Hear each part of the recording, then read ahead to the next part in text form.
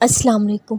अल्लाह तौबा करने वालों को, पाक रहने वालों को पसंद फरमाता है। इस आयत में अल्लाह पाक फरमाते हैं, बेशक अब अल्लाह जो बात हमें बताने जा रहे हैं उस बात में कोई शक व शुबा नहीं।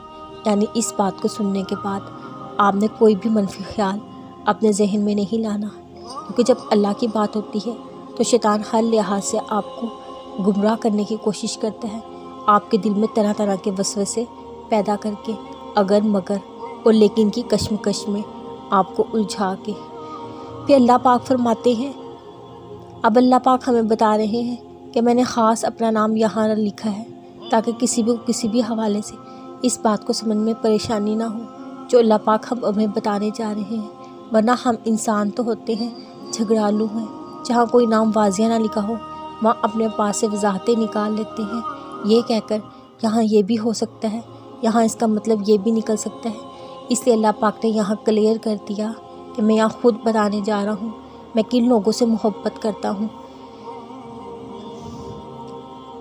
अगर आप चाहते हैं कि क्या अल्लाह आपसे मोहब्बत करता है या नहीं, तो बस ये देखिए आपके दिल में तौबा का क्या मुकाम है। गुनाह सभी करते हैं, लेकिन अगर आप उन गुनाहों पे नादिम होते हैं, फिर उन गुनाहों के लिए अल्लाह से माफ़ी तलब करते हैं, फिर ये कोशिश करते हैं दोबारा इन गुनाहों की तरफ ना जाएं, तो जान ले अल्लाह आपसे बहुत मोहब्बत करता है।